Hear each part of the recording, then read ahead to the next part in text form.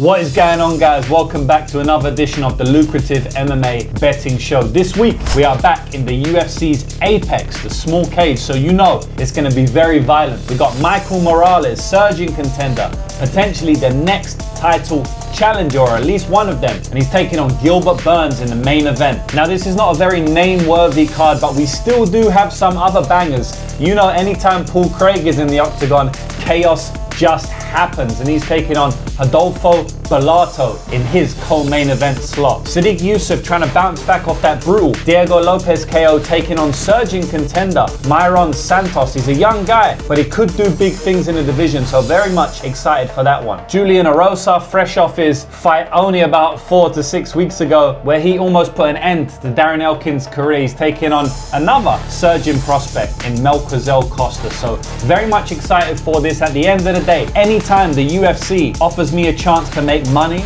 betting on fights, I'm gonna be there, and you know we're gonna make a lot of money on this card. So let's cue the intro, and I'll see you on the other side.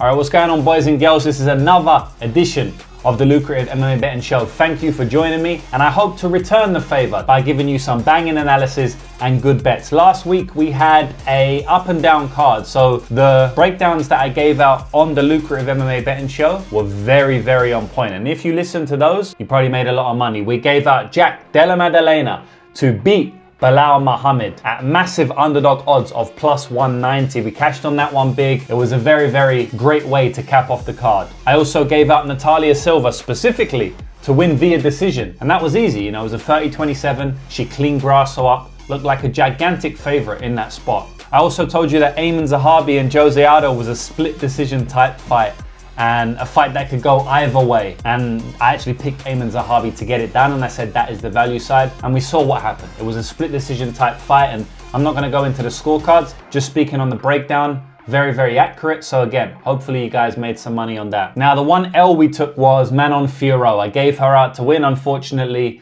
she didn't. I personally thought she won the fight, but I understand that the scorecards are debatable, so it is what it is. You know, I thought she won, but I'll rewatch it in a couple of months and maybe I changed my decision. But that's definitely a great fight, and I'll be keen to see them run that back in the division again. I know there's some other challengers, but I kind of feel like Manon deserves that one because, as I said, I did score it for her. Now, the breakdowns on the show, on point. Hope you made money. Now, in the name of transparency, I'll actually tell you my official results for the entire weekend was a minus 1.7 unit L. So kind of annoyed that we didn't get the wins because we had so many fights that we almost won. Like I said, Fiorot, very close fight. We also had JDM to win inside the distance as well as Moneyline. It almost cashed in round 5. It is what it is. I feel like he could have knocked Belal out, but Belal had a crazy chin. I think there's some good supplements he was taking to help with that chin. It is what it is. We had Marc-Andre Barriault to win in round 2 and round 3. He won in round 1. Jasmine Jasudavicius to win in 2 and 3. She won in round 1. So there was a lot of close calls, but it is what it is. You know, we've been on an insane heater for most of the year. You know, we're up close to 60 units. I think like a 58 unit profit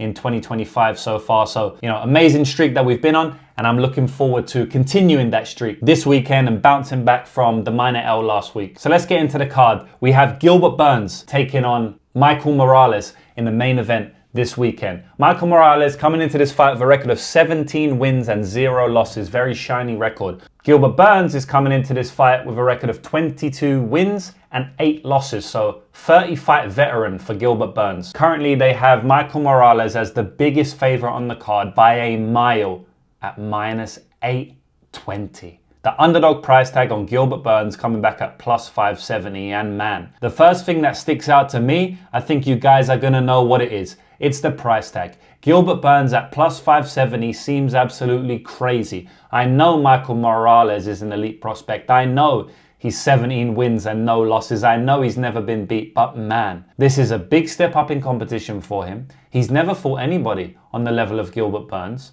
and he's the biggest price tag he's basically ever been in the UFC. I think he's similar to what he was against Neil Magny. I just don't really see how you can, you know, go from being minus 250 to Max Griffin, minus 300 to Jake Matthews, to minus 800 to Gilbert Burns, because he didn't show us anything in those fights or even the subsequent fight against Neil Magny to prove to us that he has got so much better. His skill set has increased so much to where he now should be minus 800 against Gilbert Burns. You know, so we have have to always look at things for a betting angle, guys. I'm not an MMA analyst. You know, I do analyze MMA for my job, but I'm not an MMA analyst. I am an MMA gambler, and they are two close but different things. So yeah, I think the line's wide here. Michael Morales is obviously an elite prospect. You know, the main thing about him that is like elite and is just very good and high level is his physicality. It's really what it is. I'm not going to say that his boxing is elite level, his striking for MMA even is elite level, his kickboxing is elite level, his takedowns, his grappling, his wrestling, his jiu-jitsu, none of that is of elite level. But what is of elite level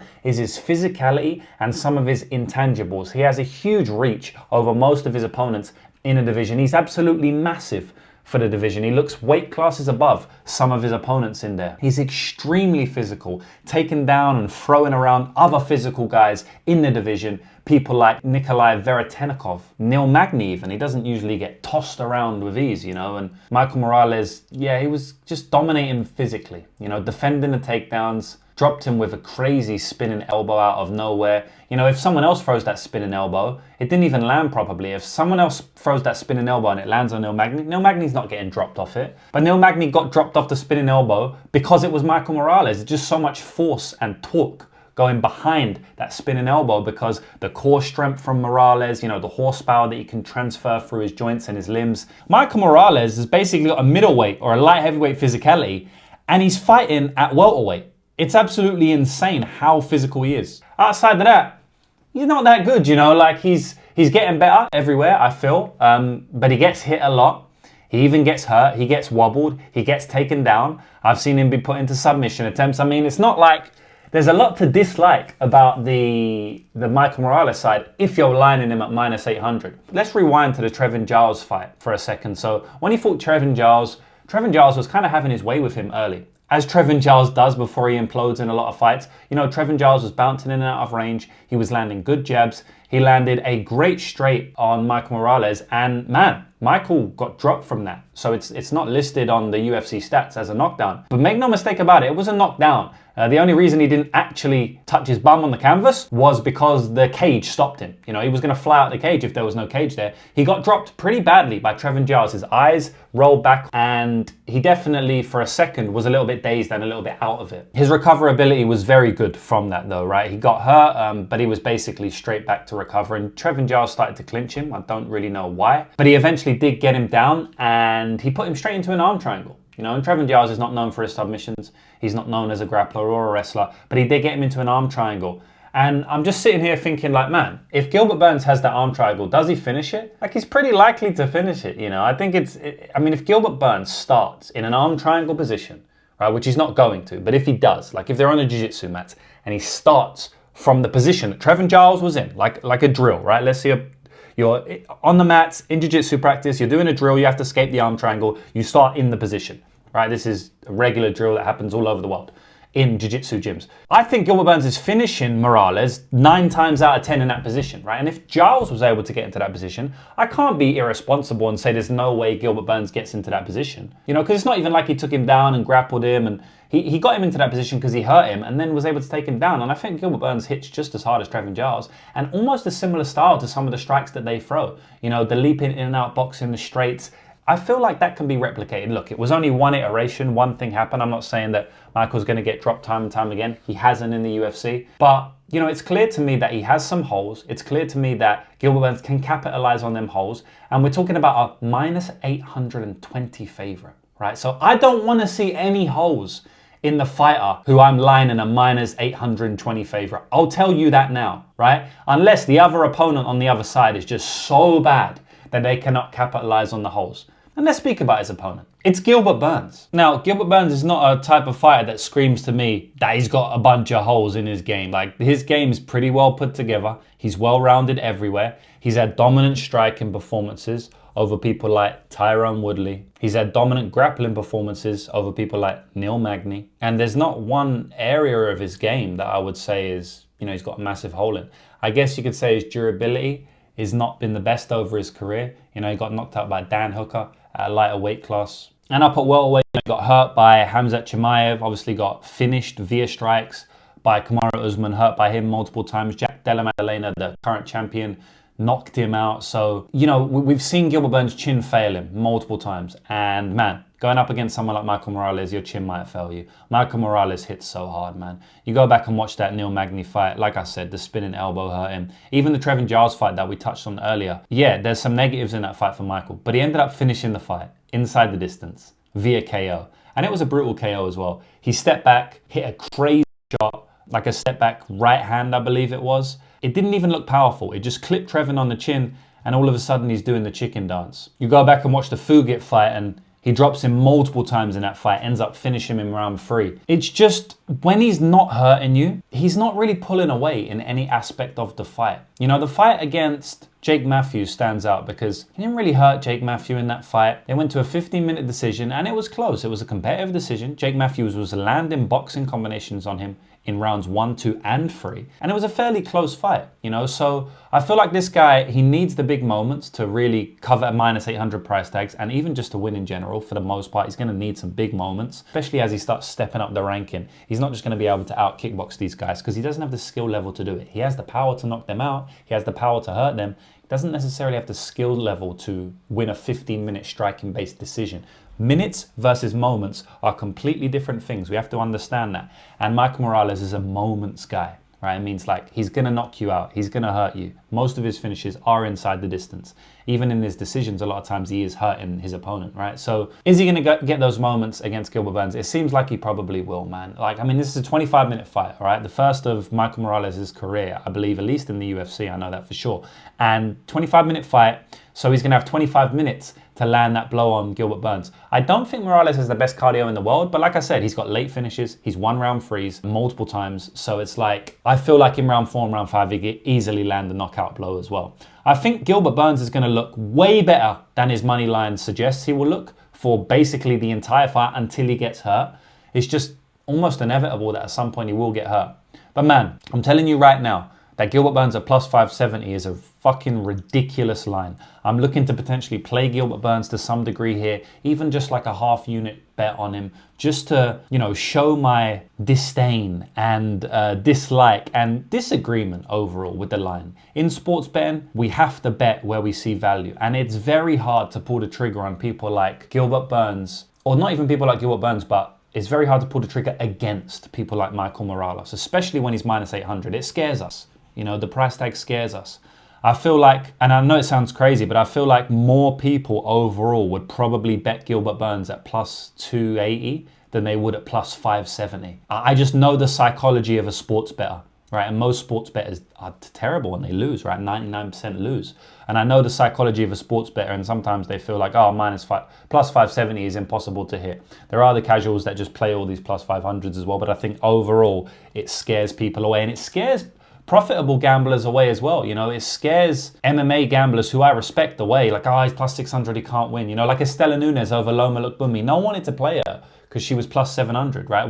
We played her. We lost that fight. I felt like we won, but we did play her. Paul Hughes against Usman. A lot of people didn't play him because he was plus 500. I feel like if he was plus 250, they would have played him, right? And I'm going into the weeds there, but if you've ever seen that graph before where you got the idiots on the left and then you got the super smart people on the right, and then you got the people in the middle, which is like the majority, and the people in the middle get fucked. I feel like that happens with lines in MMA, massive lines. You got the idiots on the left, the casuals who just bet it. They're like, oh, it's plus 570. I'm definitely going to bet it. Of course, can't be plus 570. They're just retarded. They just bet every plus 500 without even looking at it, right? And then you get all the smart people on the other side saying, look, this is an MMA fight, almost impossible to cover -800, big step up in competition. We have to make a bet on Gilbert Burns at plus 570, right?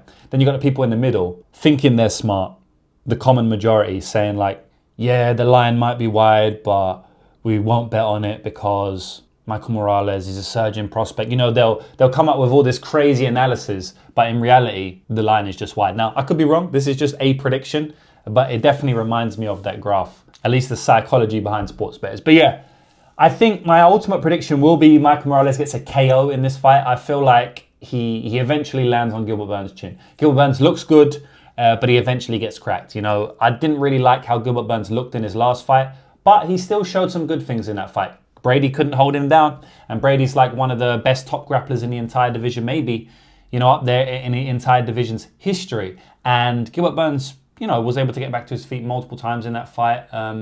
You know, he never stopped fighting until the end, but he definitely seemed a little bit past it, a little bit weathered. And he's been getting hurt a lot lately and just in his career. So yeah, I feel like Marco Morales lands a KO blow here, but you may see me on some type of prop. Maybe Michael Morales via KO, maybe the under, maybe half a unit shot on Gilbert Burns' money line, maybe a quarter shot on Gilbert Burns' submission, something like that. So yeah, that's where my head is at the moment, guys. Betting is different from my pick. My official pick will be Michael Morales to get the KO.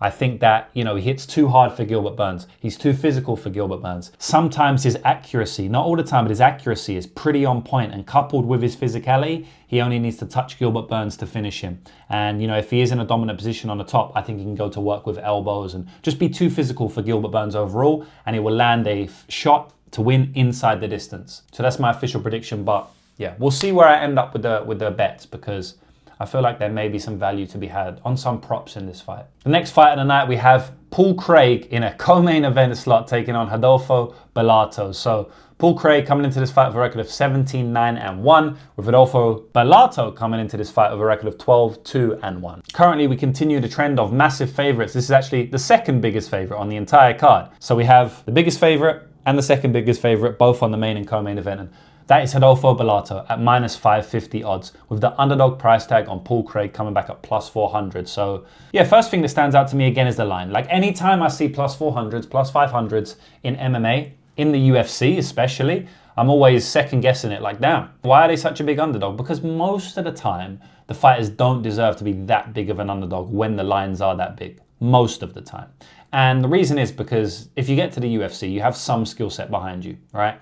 And a lot of the fights are generally competitive. The UFC usually doesn't put squash matches on. The UFC usually puts competitive matches on. That's why they're the premier organization. They're not a Bellator where they're, you know, getting a janitor in to fight the surgeon prospect who's been a black belt in jiu-jitsu since he moved from children's jiu-jitsu to adult jiu-jitsu at 13 years old. You know, now he's a black belt and he's taken literally on the janitor or the bin man or the park cleaner. We don't get that in the UFC, you know, we get high-level matchups. And even in fights where fighters are minus 1,000, oftentimes they don't look it. You know, we go back to Loma Lookboonmee against Estela Nunes. You know, I mentioned that earlier because that was one that happened just a couple of weeks ago. You know, she didn't look like that, but it was lined that. So, yeah, I feel like this fight is probably lined a little bit too wide. You know, I have to say that because Bellato, he's got a lot of holes in his game, man. We talk about holes in their game, and he's got a lot, man. I mean, for one, he doesn't move his head off the center line. He gets hit a lot by a lot of strikes, and his chin is a little bit wobbly because even in shots where I feel like they won't hurt you, they do hurt him. Now, at the end of the day, some of these strikes that I'm talking about, they're dodgy strikes. Like, I remember Jimmy Groot hit him on like the side of the face neck at the end of round 1 and hurt him. It was just like a weird type shot, but obviously it can knock your equilibrium off balance and you can get knocked down there. The Vitor Petrino one, again, the second time that they fought on Dana White's Contender Series, he caught him with a left hook, again, like on the top of the head, the skull here.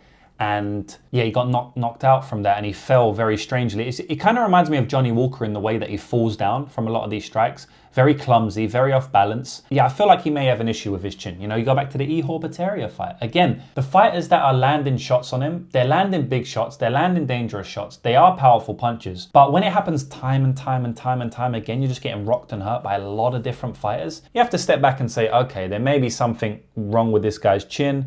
He's hittable, but he's also getting knocked down a lot, maybe more often than we would expect. And it's the way he falls as well. You know, there's something about that. It's just like his body almost switches off for a second and he falls very strangely, like he did in those fights I mentioned, Jimmy Crute and Vitor Petrino. Now, the issue is Paul Craig doesn't have the striking to kind of expose that, or at least I don't think he does.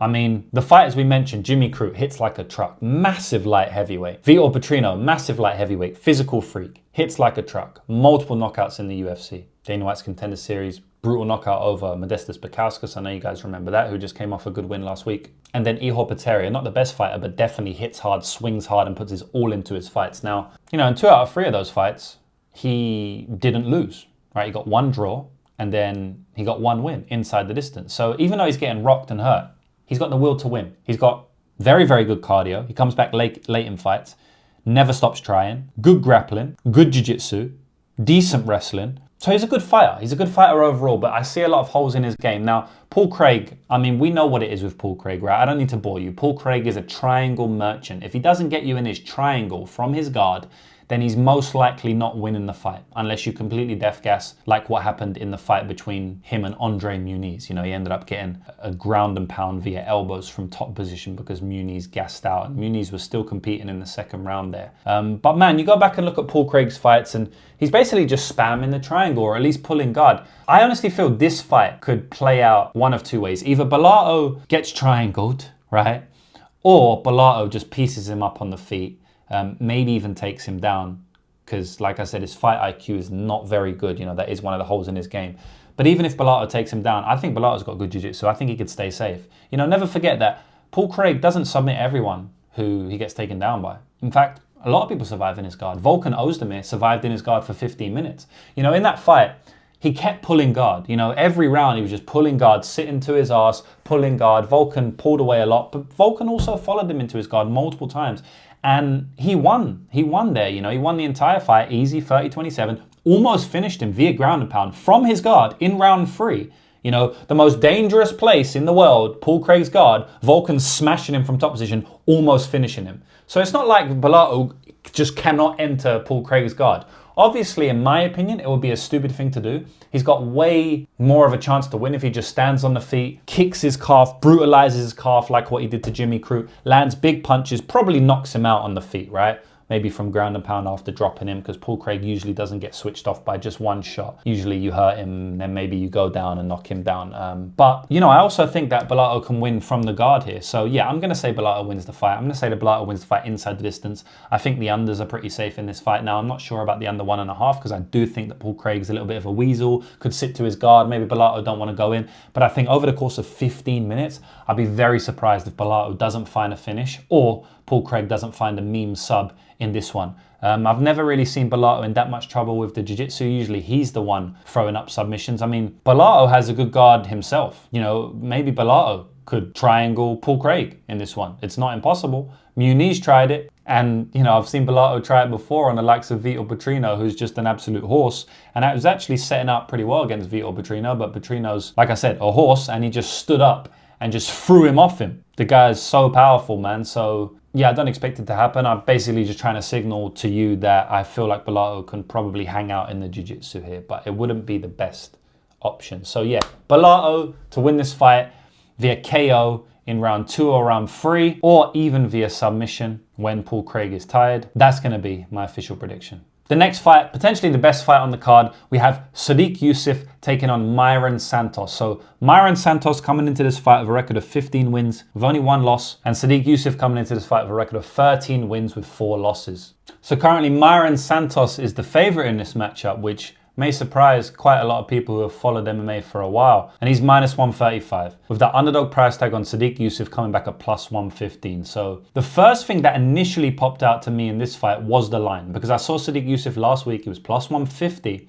And I was like, damn, I may be interested in that. You know, in my opinion, Mairon Santos just lost a fight against Francis Marshall, and now you're taking a step up in competition against someone with UFC experience and solid UFC level wins, and you're a favorite?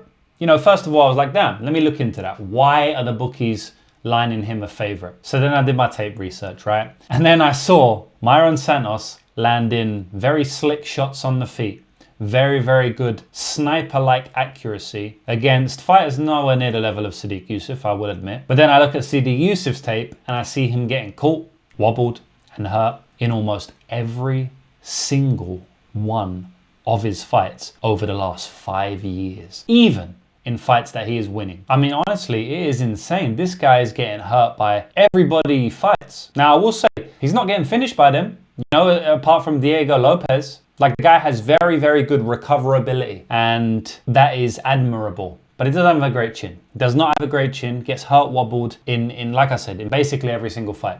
And you're going up against someone who is very, very good on the feet, very accurate puncher. Like I said, sniper-like accuracy. It's just a recipe for disaster, in my opinion. I think Santos is going to have a very good chance to crack Sodiq Yusuff. Now, will it be the veteran lesson? Will it be a step too soon for the only 24-year-old Mairon Santos? It may be. It may be. Sodiq Yusuff may get hurt in this fight, but he may clinch up. He may be able to do almost what Edson Barbosa did to him. Give him the vet lesson. Survive the powerful, more accurate puncher in the first round and push on in rounds 2 and round 3. Clinch him up, push him up against the cage, use your physicality. Because I do believe that Sodiq Yusuff holds some physicality advantage in here. Something that also massively stood out to me when I was first researching this fight is that the fight is scheduled at 155 pounds. And if you know anything about MMA, Mairon Santos is not a 155 pounder, and neither is Sodiq Yusuff. They are both career 145 pound featherweight fighters. So to see the fight taking place at 155, instantly I'm like, damn, why? So I go and do my Googles. I research the fight. I find out why this fight is at 155. You go and listen to Mairon Santos's interviews, and he basically says that the fight is short notice, and the UFC called him, offering him Sodiq Yusuff. Sodiq Yusuff wanted to move up to 155. He's obviously coming off losses at 145. He probably wants to move up to help his chin, help his durability, because as I said, been hurt a lot. And obviously, you know, as you're getting older, the weight cut gets worse, etc., etc. So Sodiq Yusuff wanted to move up.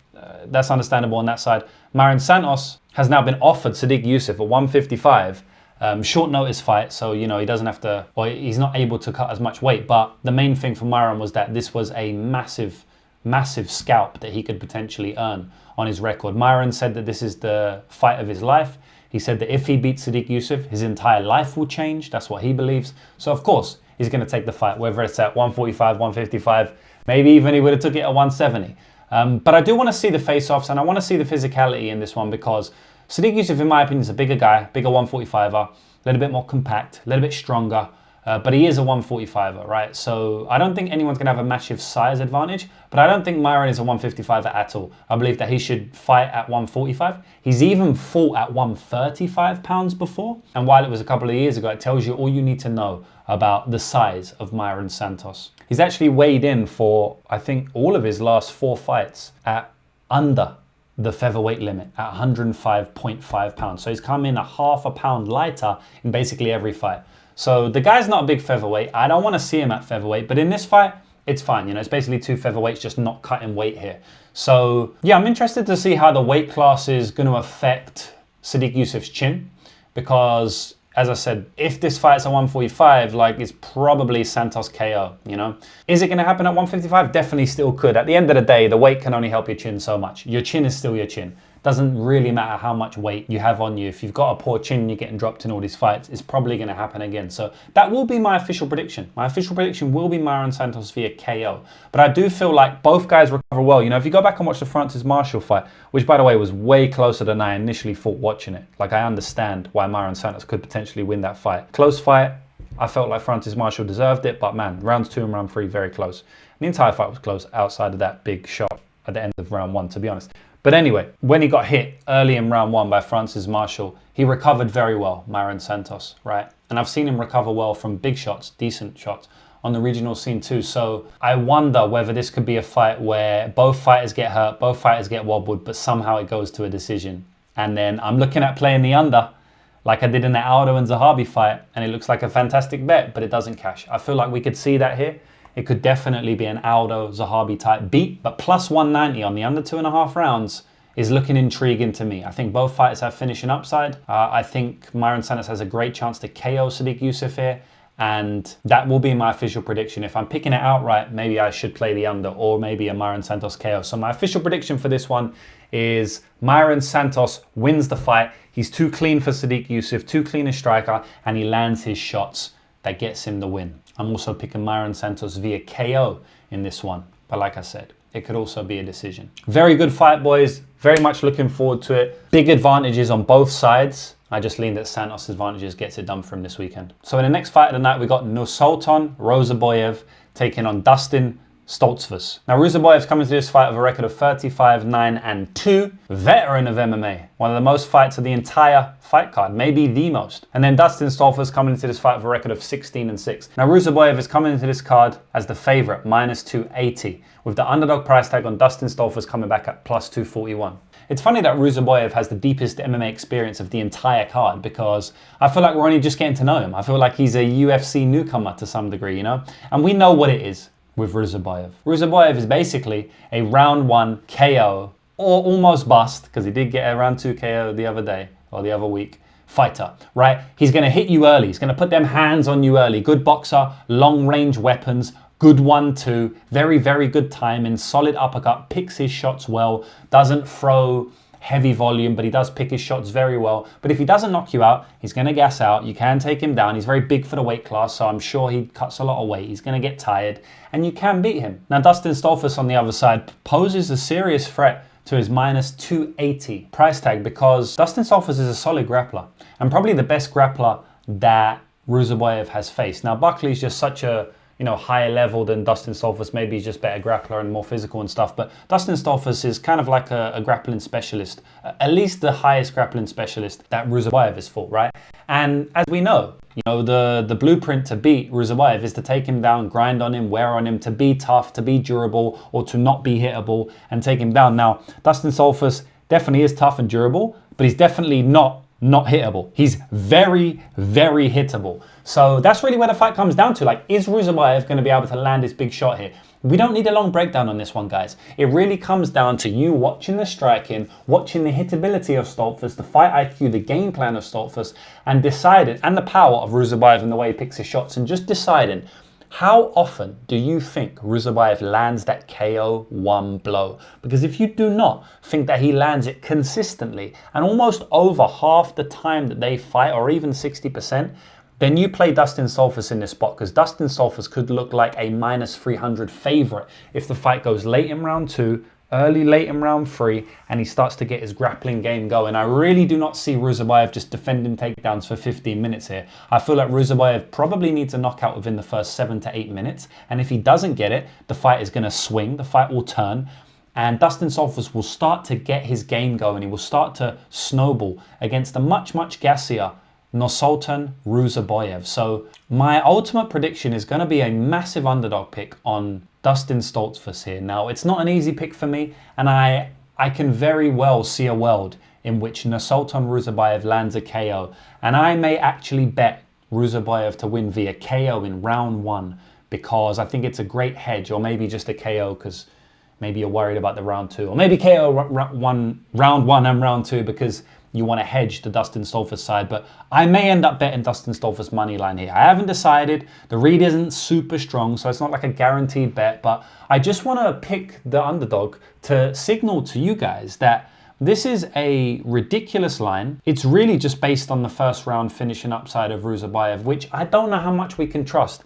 It's just Stoltzfus is so hittable that he could just get cracked in round 1 again. But man, you have to hit that guy with a sledgehammer to finish him. But man, I will say Ruziboev kind of does have a bit of a sledgehammer. So yeah, I'll pick Stoltzfus in this one. Very weird fight, but seems kind of close to 50-50 to me, So in that degree, I'll always pick the underdog. I'm going to take some time to think about this one, but at the moment, Dustin Stoltzfus will be my prediction. And the way he wins the fight is taking Ruziboev down in round 1, round 2, and round 3.